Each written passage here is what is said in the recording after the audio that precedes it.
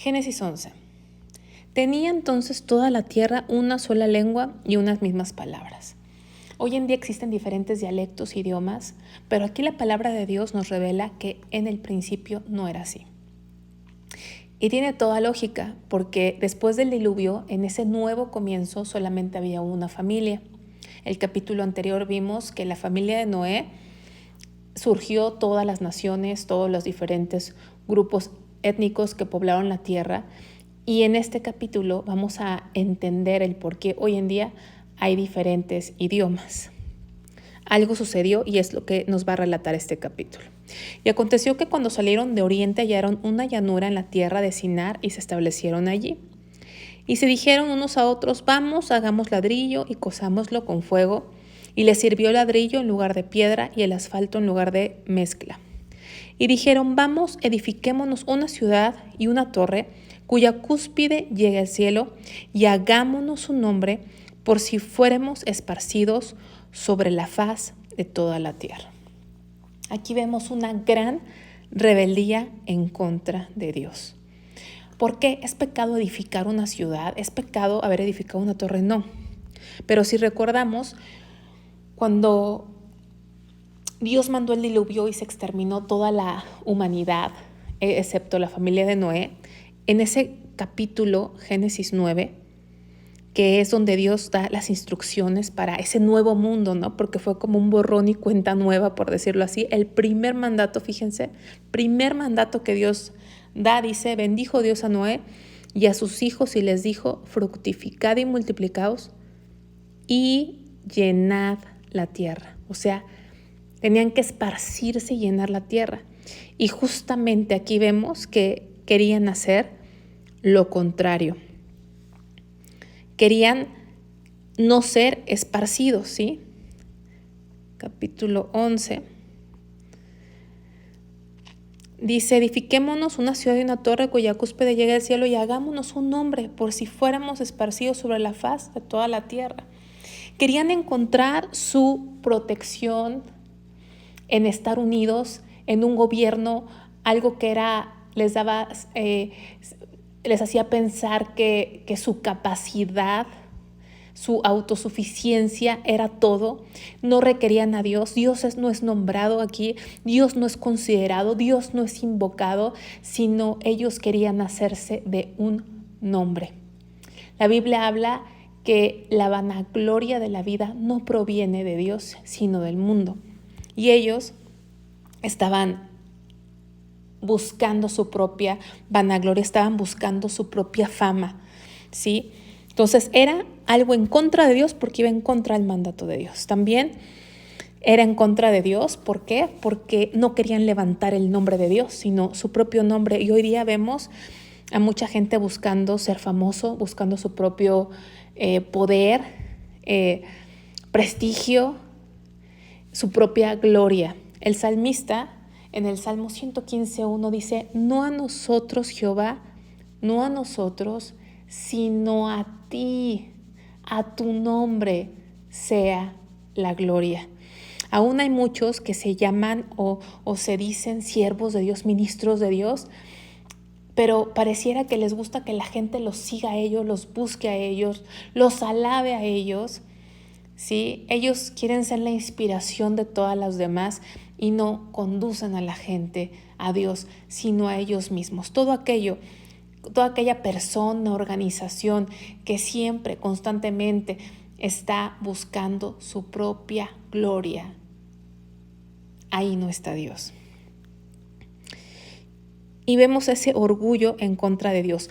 La torre en sí no era pecado, aunque se sabe que esa torre era como un sigurat, o sea, era un lugar donde se practicaba religión falsa, donde se practicaba ocultismo que es desagradable a Dios. Dice, cuya cúspide llegue al cielo. Ese edificio representaba el esfuerzo del hombre para salvarse a sí mismo. El hombre quiere llegar al cielo, o sea, quiere llegar a Dios, no mediante el sacrificio de Cristo. No quiere llegar a Dios mediante el medio o el instrumento que Dios dio, sino quiere llegar al cielo mediante sus propias fuerzas, sus propias buenas obras, sus propias ideas, su propio esfuerzo, su propia capacidad, y eso es desagradable a Dios. Ellos no iban a llegar realmente al cielo, era imposible que eso sucediera, simplemente representaba un símbolo de su poder. Entonces, todo esto representa esta torre, ¿sí? Representa orgullo, representa autosuficiencia, representa la religión falsa. ¿Cuál es la religión falsa? Toda aquella que intenta llegar a Dios por sus propios medios o por sus propias ideologías. Dice la Biblia que solamente hay un mediador entre Dios y los hombres, ese es Jesucristo.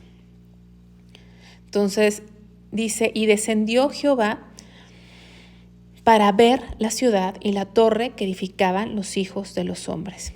Y dijo Jehová, he aquí el pueblo es uno, y todos estos tienen un solo lenguaje, y han comenzado la obra, y nada les hará desistir ahora de lo que han pensado hacer. Fíjense qué fuerte declaración de Dios. El pueblo es uno. A veces podemos creer, y es tan bonito, tan emotivo, tan motivador, ver a un pueblo unido haciendo un proyecto. Es emocionante y tendemos a pensar que el ver unidad quiere decir que es algo bueno, que es algo positivo, que está Dios. Pero aquí estamos viendo una unidad que no es de Dios, sino es en contra de Dios. Entonces, no toda la unidad es algo agradable a Dios.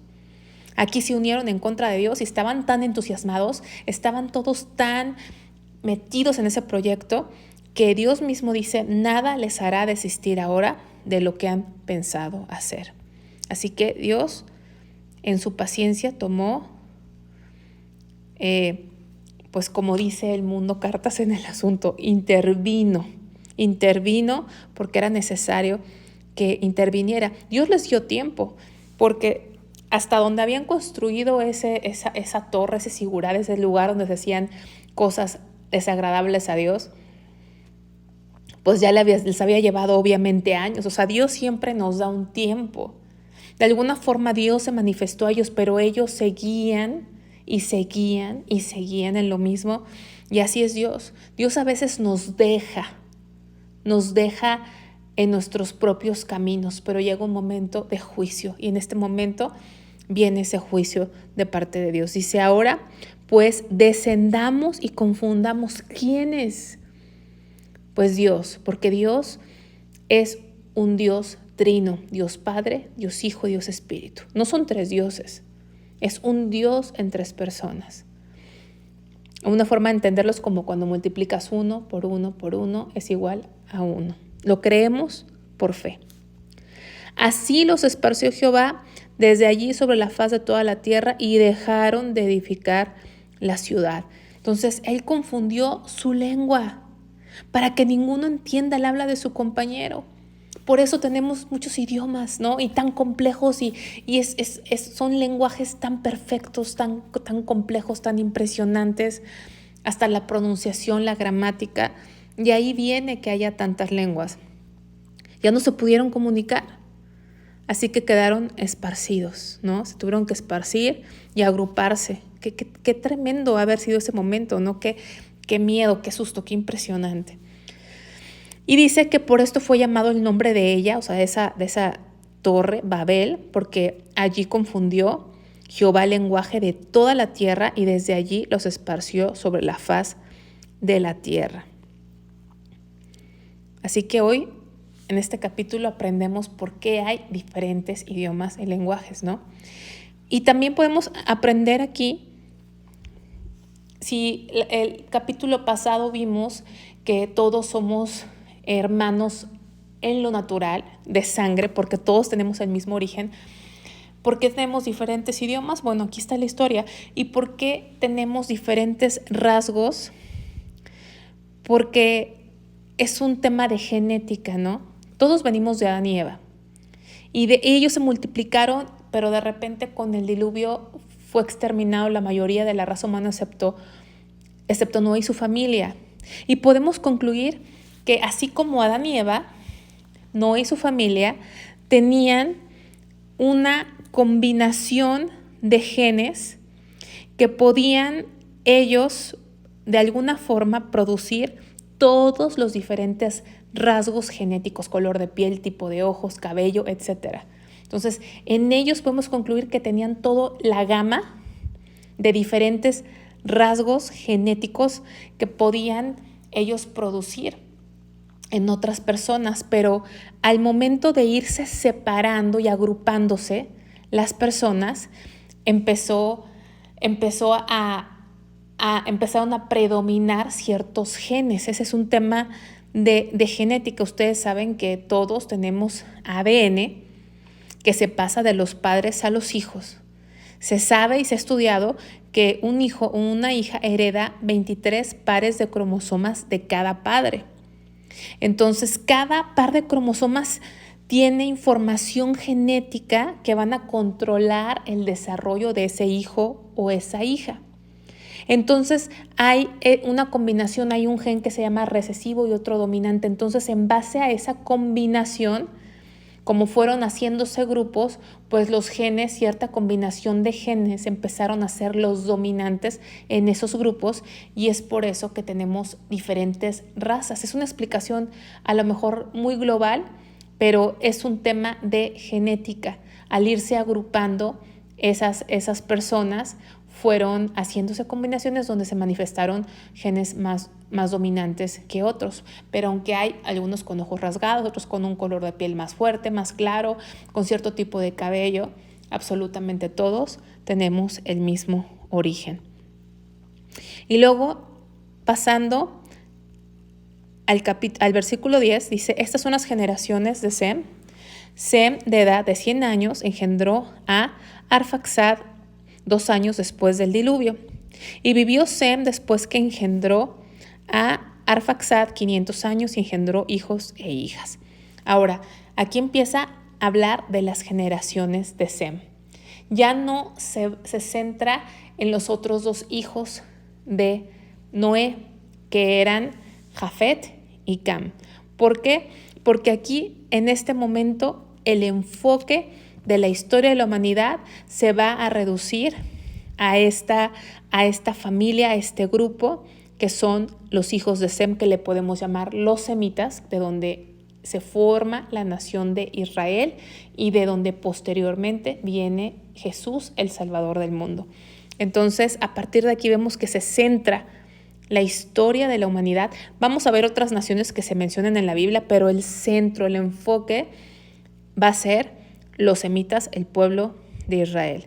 Y aquí empezamos a ver la historia más clara de cómo nació y existe hasta nuestros días esa nación y cómo esa nación de Israel siempre está en las noticias y es, digamos, como una brújula, como un reloj, siempre va a ser un indicador del plan de Dios y dónde estamos de acuerdo al plan de Dios. La nación de Israel es un indicador relevante.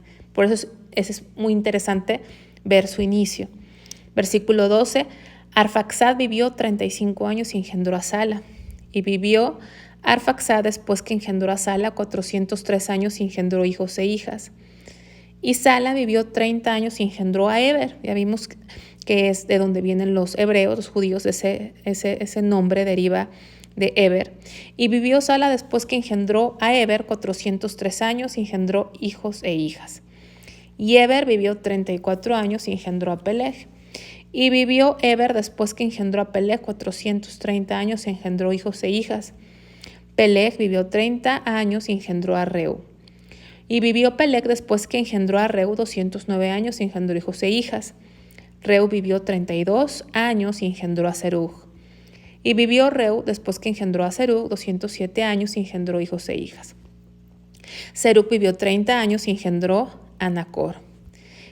Y vivió Serug después de que engendró a Nacor 200 años y engendró hijos e hijas. Nacor vivió 29 años y engendró a Taré. Vivió Nacor después que engendró a Taré 119 años y engendró hijos e hijas. Taré vivió 70 años y engendró a Abraham, a Nacor y a Harán.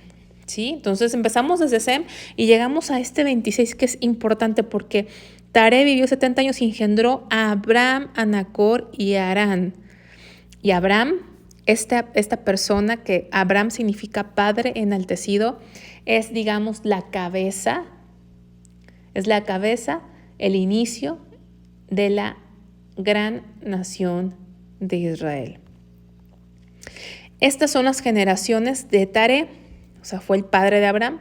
Taré engendró a Abraham, a Nacor y Harán engendró a Lot, ¿no? Este Lot que también es muy famoso, sobrino de Abraham, y murió Harán antes que su padre Taré en la tierra de su nacimiento, en Ur de los Caldeos. Entonces vemos que este Abraham, que es descendiente de Sem y que viene a ser el inicio, el origen de los judíos, de la nación de Israel, dice aquí que su origen donde él vivía era Ur de los Caldeos.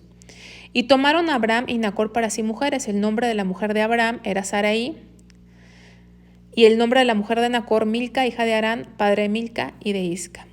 Y aquí se nos revela algo. Mas Sarai era estéril y no tenía hijo. ¿Cómo es posible? Abraham, que es donde empieza a tomar relevancia este nombre, se casa con una mujer estéril. ¿Cómo entonces existe esa nación que hasta el día de hoy, a pesar de todos los problemas y conflictos bélicos, nadie ha podido exterminar?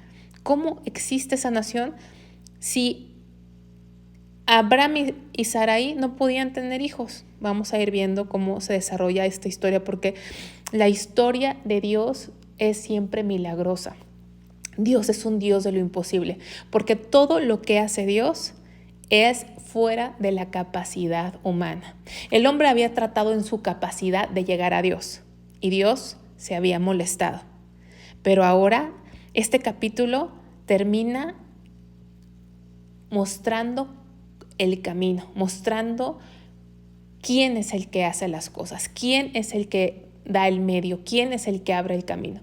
Es como decir, tú hombre lo quisiste hacer a tu manera, tú hombre lo quisiste hacer en uso de tu capacidad, quisiste llegar al cielo de acuerdo a tus medios y a tus fuerzas, pero yo aquí te voy a demostrar cuál es mi camino, ¿sí? Entonces acaba con mucha esperanza este capítulo, porque a pesar de la rebeldía del hombre contra Dios, Dios no canceló su plan, ¿no? Dios pudo haber dicho, los hombres y la humanidad son tan necios que ya voy a cancelar mi plan. No, Dios, a pesar de, siguió su plan, y aquí vemos cómo se va desarrollando ese plan. Y tomó tarea a Abraham su hijo, y a Lot, hijo de Harán, hijo de su hijo, y a Sarai su nuera, mujer de Abraham su hijo, y salió con ellos de Ur de los Caldeos. Ur de los Caldeos era una ciudad muy idólatra, muy religiosa, para ir a la tierra de Canaán. ¿Dónde es Canaán? Precisamente la Palestina, fíjense. Y vinieron hasta Harán y se quedaron allí, y fueron los días de Taré 205 años, y murió Taré en Harán. Entonces, aquí termina este capítulo y podemos meditar y quedarnos pendientes de cómo Dios abre camino y continúa poco a poco su plan en la historia de la humanidad. Hoy en día Dios también tiene un plan con tu vida, no el plan a lo mejor que tú quisieras, no el plan que tú pensaste, sino un plan mejor. El plan de Dios es revelarse a tu corazón y a mi corazón. Entonces hay que estar abiertos y continuar leyendo este libro que es la palabra de Dios para nosotros.